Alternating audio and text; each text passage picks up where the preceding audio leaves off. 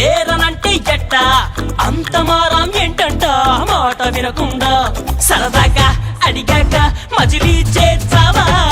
తీసుకుపో నీ వెంట వస్తా తీసుకుపో నీ వెంట